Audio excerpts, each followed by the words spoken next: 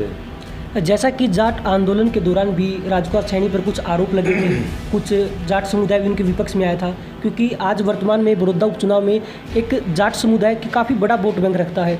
तो क्या ऐसे माहौल में राजनीतिक पार्टियां एक और दाव खेलने की कोशिश करेंगी?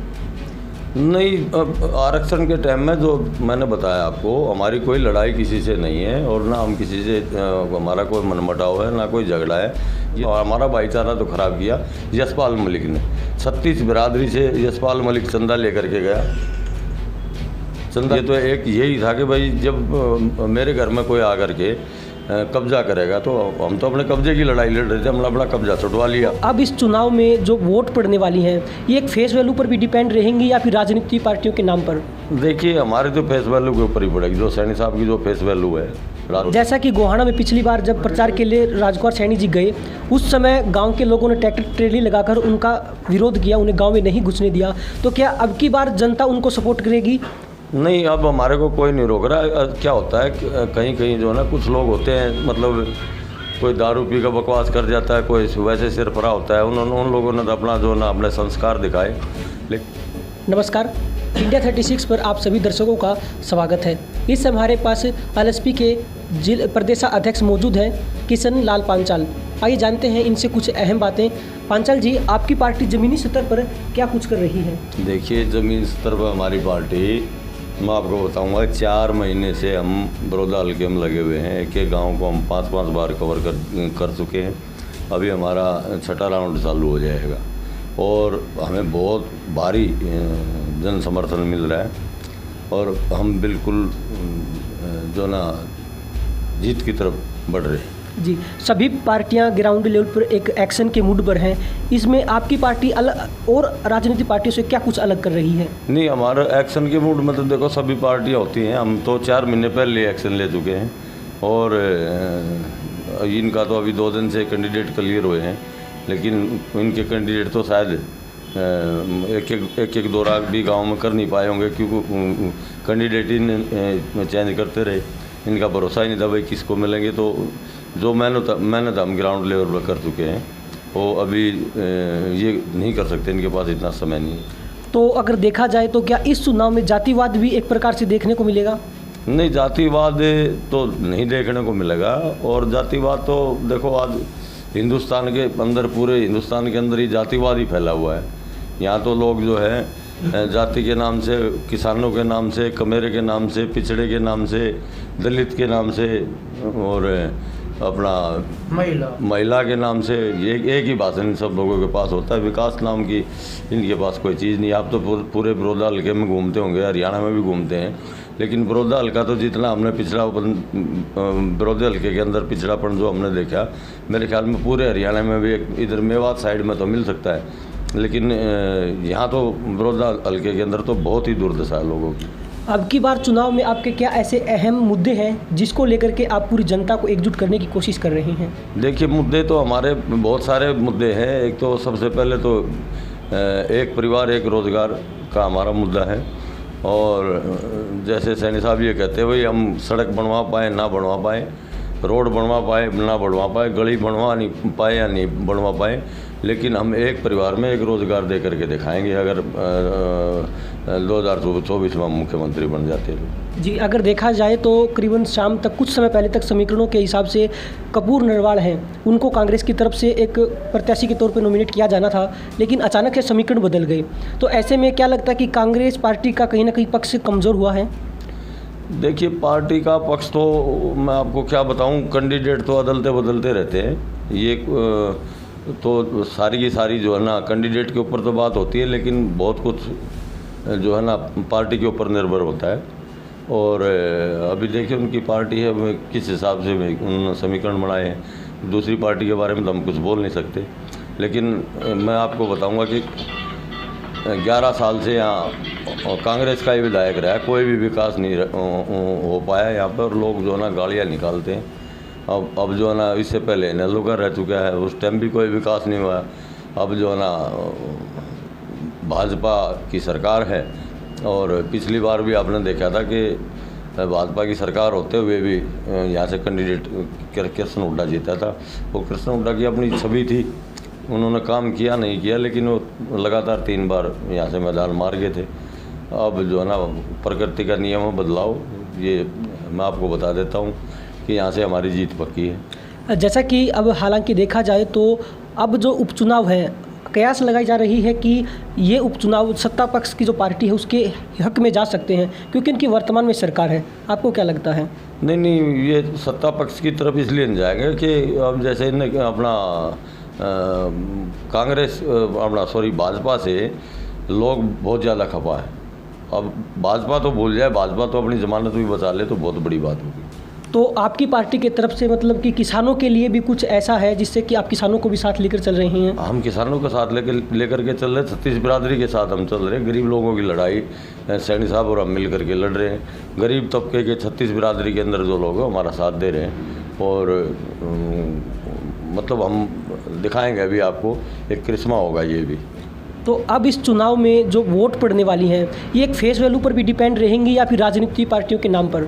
देखिए, हमारे तो फेस वैल्यू के ऊपर ही पड़ेगी। जो सैनी साहब की जो फेस वैल्यू है, राजकुमार सैनी की जो फेस वैल्यू है, उस फेस वैल्यू के जो ना वजह से हमारे को वोट पड़ेगी। नहीं तो हम और किसी को भी लड़ा देते, लेकिन सैनी साहब जो मजबूत कैंडिडेट यहाँ से हैं, जो 2500 वोटों से गोहाना से हारे थे, अब लोग ये कहते हैं कि सैनी साहब आपकी जो है ना सारी कसर निकाल देंगे, और हमारे लिए तो ये अच्छा हुआ आप वहाँ से हार गए, यहाँ से आप जीत करके हम गरीब लोगों का भला करने के लिए आप आए हैं, तो कहते हैं 25,000 वोटों से आपको जिता करके भेजेंगे। जैसा कि गोहाना में पिछली बार जब प्रचार के लिए राजकुमार सैनी जी गए, उस समय गांव के लोगों ने ट्रैक्टर ट्रेली लगाकर उनका विरोध किया, उन्हें गांव में नहीं घुसने दिया। तो क्या अब की बार जनता उनको सपोर्ट करेगी?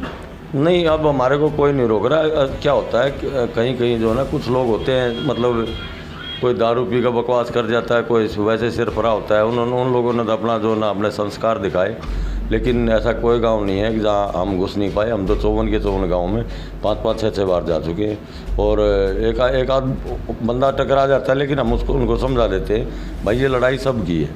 और बहुत गांव में हमारे को समर्थन मिला है। मतलब जाट बिरादरी जो सैनी साहब के खिलाफ थोड़ी बोलती थी, जाटों ने भी जो ना छोटू राम की तस्वीर भेंट करके काफ़ी पगड़ी वगड़ी पहना के कई जगह स्वागत कर चुके हैं। और ऐसी कोई बात नहीं, ना हमारा किसी के साथ कोई लड़ाई, ना कोई भेदभाव है। ये तो गरीब लोगों की लड़ाई है। अगर कोई अपने आप को टाटा बिरला समझे और तो हमारे साथ शायद ना आए। गरीब आदमी अगर समझदार होगा तो राजकुमार सैनी को वोट देगा। आरक्षण का भी एक आपका एजेंडा है कि हम आरक्षण देंगे, एक समान आरक्षण देंगे, जिससे कि लोगों को रोज़गार मिलेगा और समाज के अंदर जाति पात के आधार पर या फिर आरक्षण के आधार पर जो दंगे होते हैं वो भी कम होंगे। इस बारे में आप क्या कहेंगे? नहीं, ये तो लोग कहते हैं ना भाईचारा खराब कर दिया, भाईचारा खराब कर दिया। भाईचारा खराब क्यों कर दिया? हम तो सब लोगों के बोलते हैं भाई 36 बिरादरी को एक समान आरक्षण दे दो। हमने तो उस टाइम भी विरोध नहीं किया था। इनके जो ना समझने का थोड़ा सा अर्थ गलत था। इन जो लोगों ने जो इसका मतलब निकाला वो गलत निकाला। सैनी साहब ने ऐसा कुछ नहीं कहा था। हमने भी लड़ाई लड़ी आरक्षण की लड़ाई में। हमने इनको कहा था भाई 52% OBC की आबादी और 52 में से सुप्रीम कोर्ट ने हमें दिया 27% जी। तो 27% आरक्षण में से भी ये कुछ लोग घुसना चाह रहे थे, जिसमें 6 जातियाँ थी। और इन्होंने एक जो ना हुड्डा साहब ने लागू भी करवा दिया था। फिर हमने स्टे वगैरह ले लिया था और लड़ाई लड़ी। जब सुप्रीम कोर्ट ने हमारे को 27 दे दिया, जो चीज़ हमारे को अलाट कर दिया, अब हम इन भाइयों को ये कहते हैं अभी एक ऑफिस जिसका है, अब हमने ये अपना जो ना इलेक्शन के लिए लिया है और कल इसको हम परमानेंटली कब्जा के बैठ जाए तो अगला कब्जा नहीं थोड़ी देगा, खाली करवाएगा। तो हम इनको ये कह रहे हैं भाई 23% जो ना ऐसी समाज को मिला हुआ है और OBC को 52 की बजाय 27% मिला हुआ है। तो 50% हमें मिला, 50% बाकी बचता है। अभी देखो ना, इन्होंने अगर इनको लेना आता, अगर इनको आरक्षण लेना आता तो अभी सवर्णों को 10% मोदी ने दे दिया जी, सुप्रीम कोर्ट ने उनको लागू कर दिया, तो 40% बचा है। जिस भाई मैं तो कहता भाई 40 का 40 ले लो, लेकिन लड़ किस लिए रहे हो? अगर मेरे घर में आके कोई चारपाई बिछाएगा या मेरे घर में आके कोई डांगर बांधेगा या आपके घर में कोई बांधेगा तो कौन बांधने देगा? तो हमारी लड़ाई ये की थी इनके साथ कि भाई आप आरक्षण लो और हमें बड़ी खुशी होगी, सबको आरक्षण मिले, हम तो यही कहते हैं। लेकिन जो है ना हमारे 27% में हम नहीं घुसने देंगे, हमारी ये लड़ाई थी। और रही बात एक परिवार एक रोज़गार का, मैंने आप लोगों को बताया कि मनरेगा को 365 दिन होते तो 300 दिन के लिए लागू कर दो और किसान और मजदूर को जोड़ दो, छोटे उद्योग से मजदूर को जोड़ दो। 300 रुपये में आज 500-600 रुपये में किसान को मजदूर मिल रहा है। आज खेती में बचत नहीं आ रही, हम इनको ये कहते हैं। तो जो ना 300 रुपये सरकार दे दे और 300 रुपये अपना किसान दे ले, तो 600 रुपये मजदूर को मजदूरी मिल जाए, 300 दिन का रोज़गार मिल जाए और क्या नाम है 18,000 रुपये महीने का एक नौकर हो जाएगा घर में। 5,000 पेंशन दे दो, जिस घर में बूढ़ा बुढ़िया है 10,000 पेंशन आ जाएगी, 18 और 10 ये 28,000 में तो फर्स्ट क्लास गुजारा। अपने गरीब आदमी अपने बच्चों को पढ़ा भी सकता है, अपने बच्चों के लिए झोपड़ी भी बना सकता है, कहने का मतलब छोटा मोटा मकान भी बना सकता है। अब गरीब लोगों की इतनी हालत ख़राब है, मैं आपको क्या बताऊँ। तो ये पॉलिसियाँ जो आज अरबों खरबों रुपए के मनरेगा के नाम पर घपले हो रहे हैं।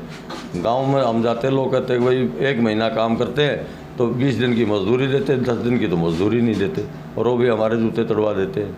जैसा कि जाट आंदोलन के दौरान भी राजकुमार सैनी पर कुछ आरोप लगे थे, कुछ जाट समुदाय भी उनके विपक्ष में आया था, क्योंकि आज वर्तमान में बड़ौदा उपचुनाव में एक जाट समुदाय की काफ़ी बड़ा वोट बैंक रखता है।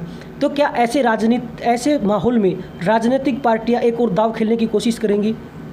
नहीं, आरक्षण के टाइम में जो मैंने बताया आपको, हमारी कोई लड़ाई किसी से नहीं है और ना हम किसी से हमारा कोई मनमुटाव है, ना कोई झगड़ा है। ये तो एक यही था कि भाई जब मेरे घर में कोई आकर के कब्जा करेगा तो हम तो अपने कब्जे की लड़ाई लड़ रहे थे, हमने अपना कब्जा छुटवा लिया। अब वो कब्जा जो इनके पास और ज़मीन पड़ी हुई है तो भाई मेरे अलावा तो मेरी ज़मीन में क्यों घुस रहा है, खाली ज़मीन पड़ी उसमें से ले लो आप जी।